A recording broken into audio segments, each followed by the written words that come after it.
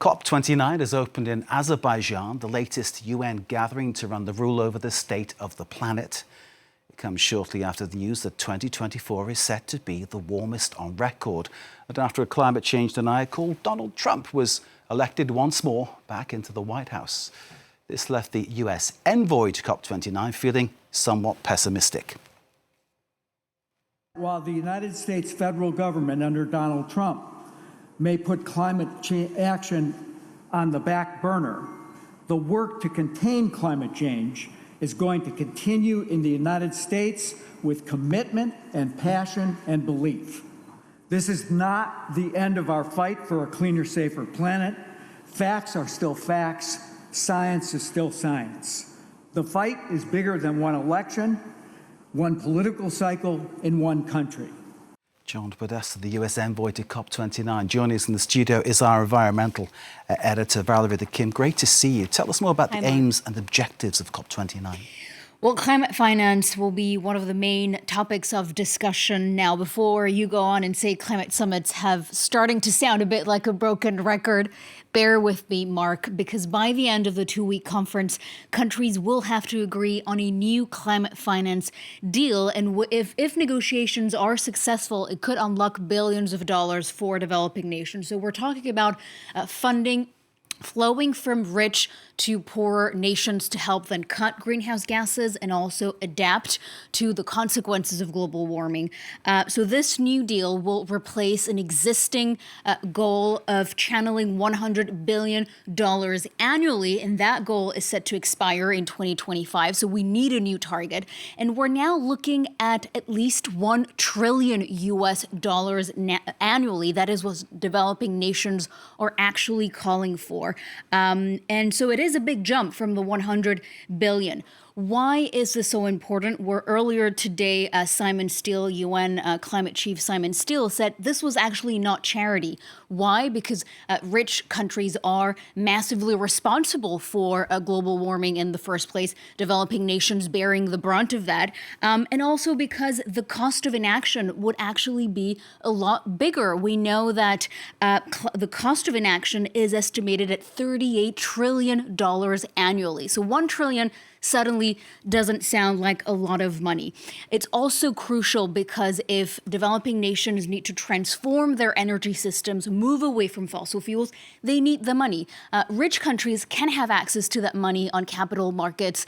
Developing nations, it's a lot more expensive to borrow money. And just to give you a quick example, Africa, for example, has the most abundant resources, solar and wind resources.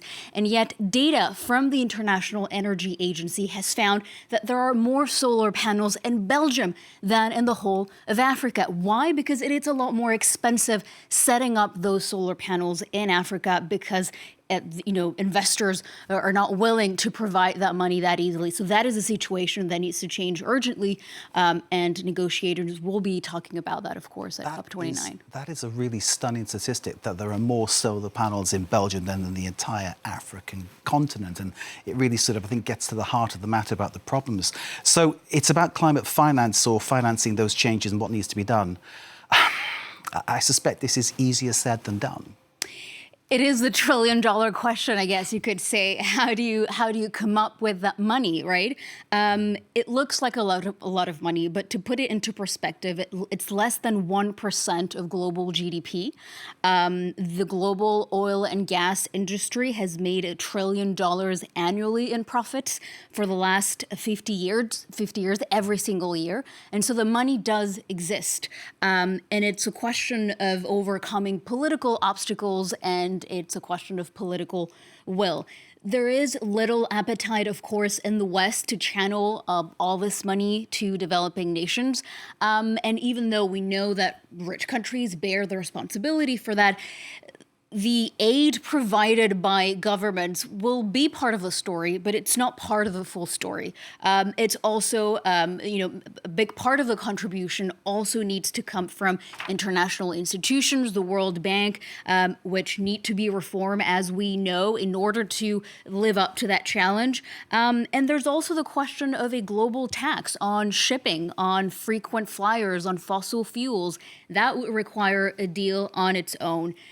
You also mentioned the U.S. election, of course, and the shadow of the U.S. election and Donald Trump describing climate change as a hoax looming large over this COP. The U.S. was never a big provider of climate finance, so that is not going to be a major shift in what we will see.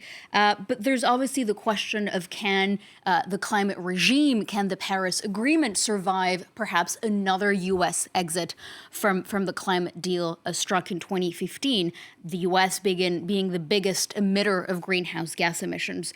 John Podesta, we heard from him earlier today. He was quite defiant in saying that the United States was still going to be engaged in climate action.